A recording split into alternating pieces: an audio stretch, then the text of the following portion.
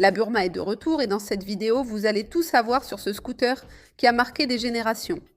Je suis Amanda Pagliari et voici la chaîne moto la plus charmante du Brésil et je suis ici au siège du groupe JTZ pour découvrir la toute dernière nouveauté. Alors, appuie déjà sur le bouton like, abonne-toi à la chaîne parce que je vais tout te raconter. Tout ce qu'elle apporte, ses caractéristiques techniques, ses couleurs, le prix auquel elle est disponible et bien sûr mes premières impressions en la pilotant.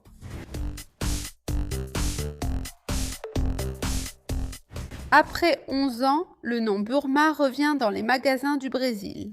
Il est important de préciser que Hauji avait déjà un scooter, qui était la Linde, et qui était en gros un copier-coller de la Burma. Cependant, ici au Brésil, elle n'était pas commercialisée sous le nom de Burma, comme à l'étranger, mais sous le nom de Linde, qui était la 100.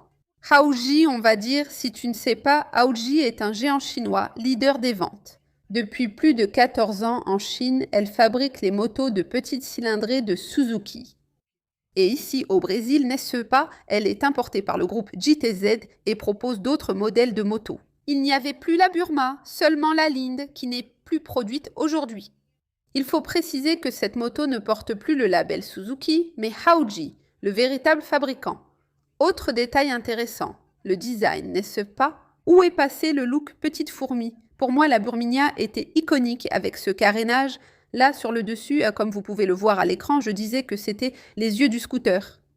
Ici, nous avons le look ADX. À l'étranger, ce scooter est commercialisé uniquement sous le nom ADX. Mais ici, le groupe JTZ a décidé de l'appeler Burman ADX. Là, nous avons vraiment un look très beau, sportif et marquant.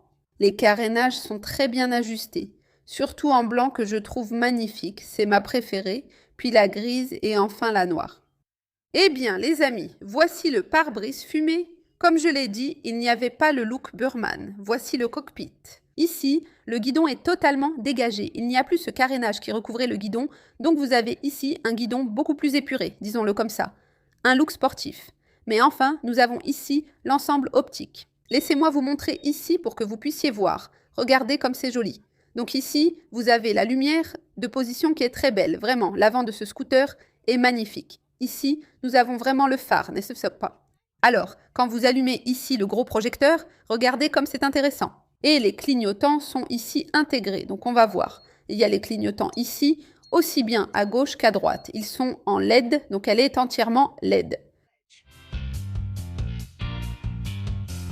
Un détail intéressant, c'est qu'elle est déjà livrée avec le coffre d'origine.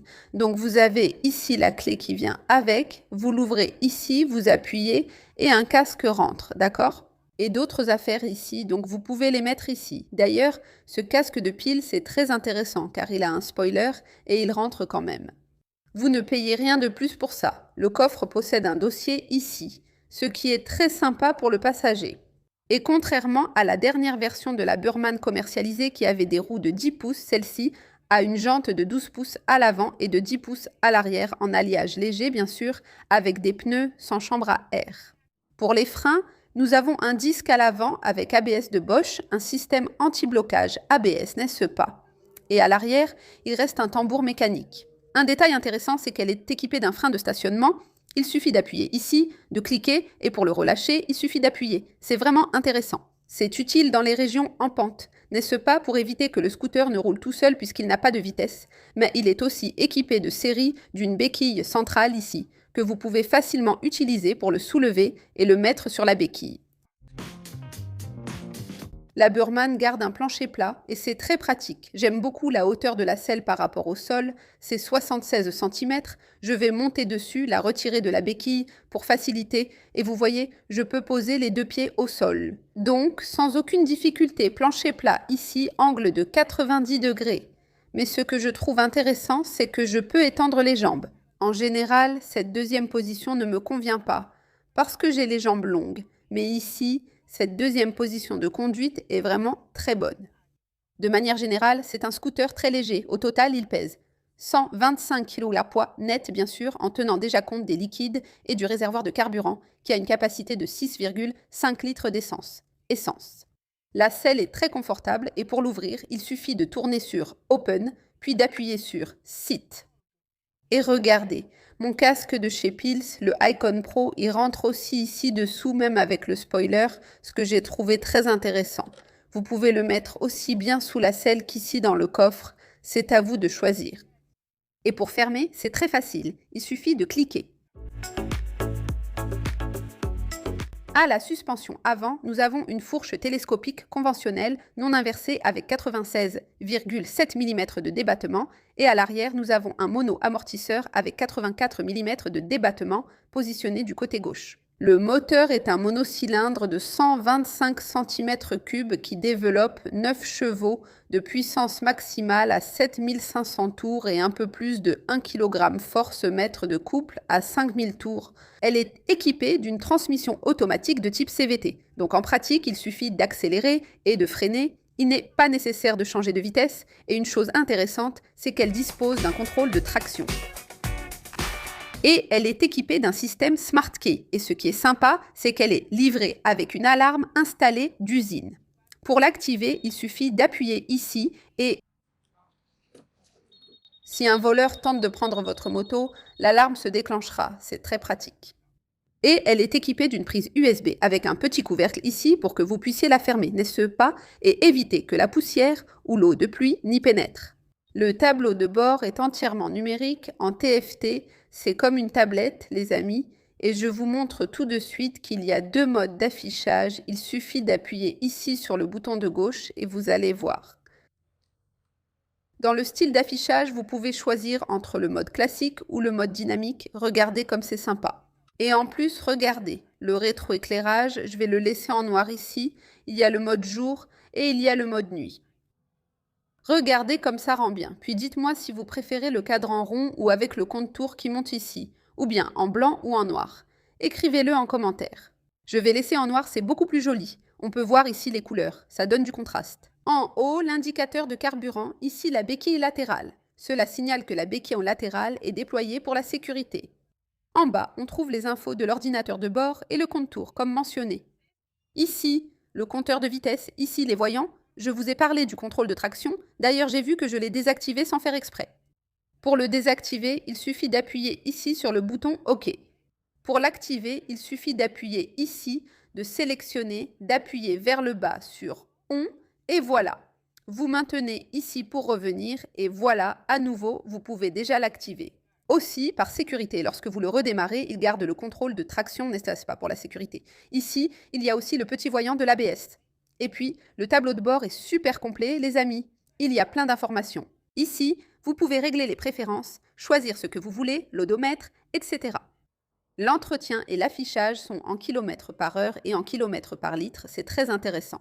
La langue, les thèmes, n'est-ce pas, le rétroéclairage et les réglages. Donc, c'est vraiment sympa. Vous avez ici plein d'options pour tout configurer à votre goût. Et ici, nous avons un porte-objet et du côté gauche pour que vous puissiez emmener une bouteille ou un gobelet isotherme. Et maintenant que je t'ai déjà tout montré sur la nouvelle Bergman ADX, allons faire un tour avec elle. Monte derrière moi. Regarde ce conseil pour toi. Femme motarde ou passagère, la Motolka est enfin arrivée pour résoudre ton problème. Finalmente.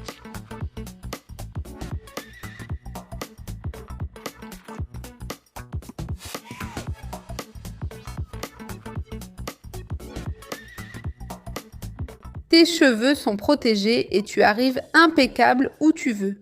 Pour acheter, le lien est dans la description ou le QR code qui s'affiche à l'écran.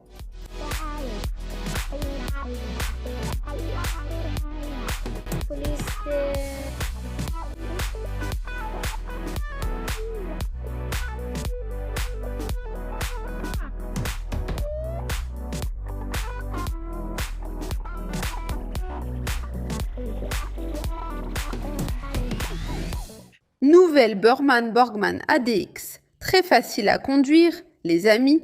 On dirait que c'est un scooter que j'ai eu toute ma vie, tellement c'est facile, léger et agréable à conduire.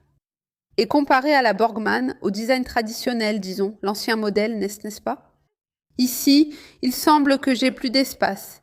Je n'ai jamais cogné mes jambes sur la Borgman, mais quand tu regardes d'en haut, on dirait qu'il y a plus d'espace ici pour les jambes. N'est-ce pas? Et l'agilité, les amis, regardez ça. Vraiment, regardez comme c'est très agile. Vraiment, ce scooter. Maintenant, on a une roue plus grande à l'avant, n'est-ce pas? Donc avec ça, tu arrives à passer plus facilement sur les irrégularités, avec plus de robustesse. Pour info, j'ai débuté avec une Borgmann 125. Je voulais la petite jaune, mais sans argent pour une neuve, j'ai acheté une d'occasion couleur cerise aussi jolie. Pourtant, tout le monde voulait la petite jaune.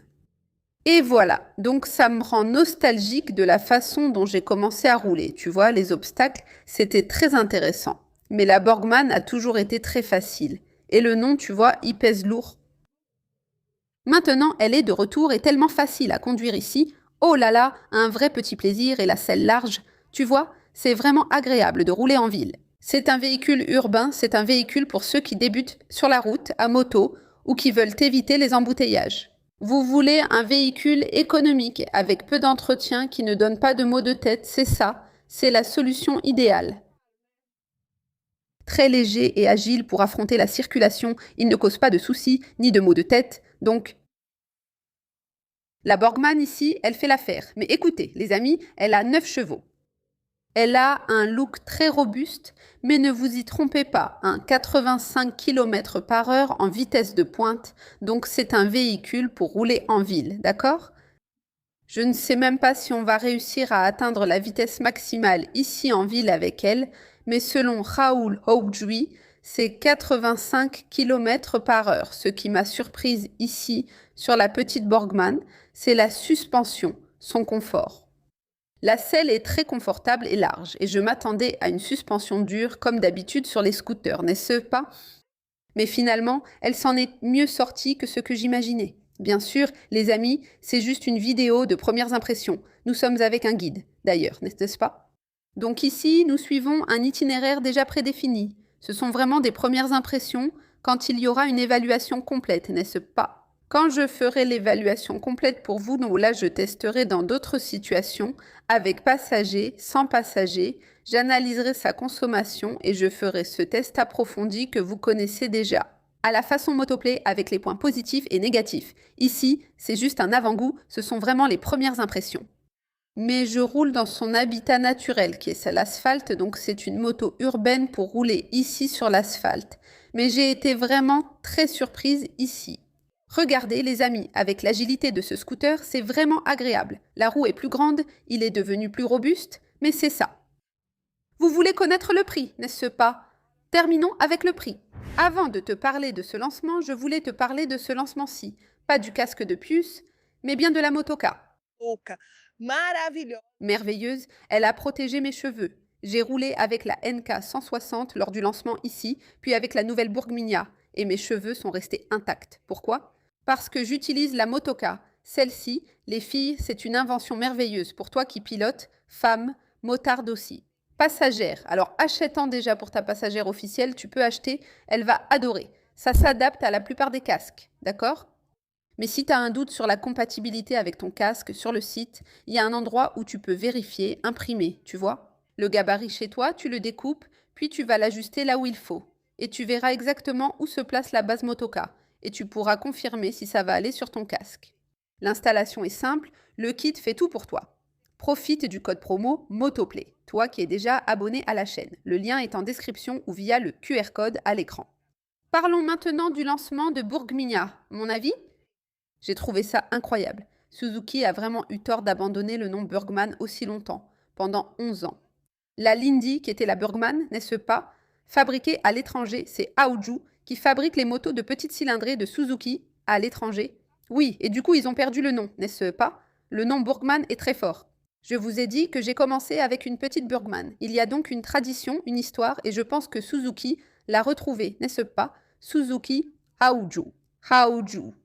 Et je pense que le lancement est incroyable. C'est vrai que ce n'est pas une vraie petite Burgmann, parce qu'à l'étranger, il y a cette version ADX. Donc, nous avons un scooter un peu plus sportif. Pas si Burgmann que ça, n'est-ce pas? Mais il porte le nom Burgmann. Il est fabriqué par Haoju, n'est-ce pas? La Suzuki Haoju. Donc, il y a de la tradition, de la fiabilité, c'est un produit mondial. Donc oui, c'est sûr que les Brésiliens vont beaucoup aimer. Sur place, j'ai été surprise. Tableau de bord joli, contrôle de traction et petit coffre déjà de série.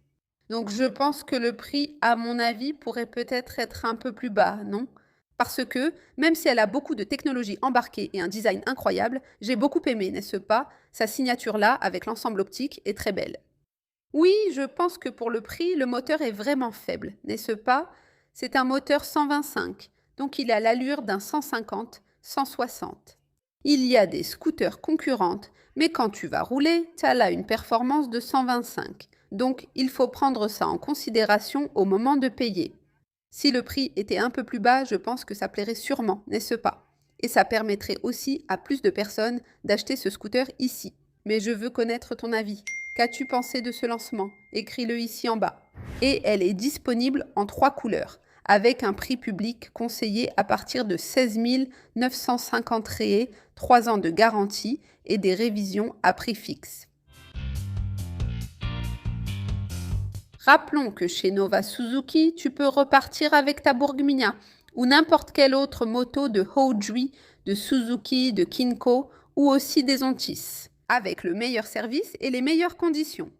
Là-bas, ils acceptent ta moto de n'importe quelle marque comme reprise, il y a un financement facilité, des mensualités de toutes sortes, un système de consortium et bien plus encore. Là-bas, tu fais vraiment affaire. Ne finalise pas l'achat de ta Suzuki, Hoji, Kinko ou Antis sans d'abord parler à Nova Suzuki. Comment vas-tu leur parler? Directement depuis ton téléphone portable. Il suffit d'envoyer un message au numéro qui s'affiche à l'écran, ou tu peux scanner le code QR, qui est aussi à l'écran ou dans le lien de la description. Ou, bien sûr, tu peux aussi passer à la concession, prendre un petit café, discuter avec le vendeur, mais tu peux déjà négocier directement depuis ton téléphone. Dis que tu as vu ici sur Motoplay avec Mandinia, tu as un avantage. Voilà, c'est tout. Si t'as aimé la vidéo, mets un like, partage avec tes amis, abonne-toi à la chaîne, c'est gratuit. Atteignons le million de passionnés de moto. Si tu as aimé ce lancement et veux en savoir plus sur les scooters ou la nouvelle Burgmania, abonne-toi. Parce que dès que la vidéo d'évaluation complète sortira au format Motoplay, avec les points positifs et des négatifs, tu seras la première à le savoir, d'accord? Si tu veux m'aider encore plus, deviens membre ici de la chaîne Motoplay, il y a des avantages exclusifs. Mais si tu es un peu juste niveau budget et que tu ne peux pas devenir membre, au moins abonne-toi, c'est gratuit, tu m'aides, et toi, mon abonné. Raïs, vérifie si YouTube n'a pas annulé ton abonnement.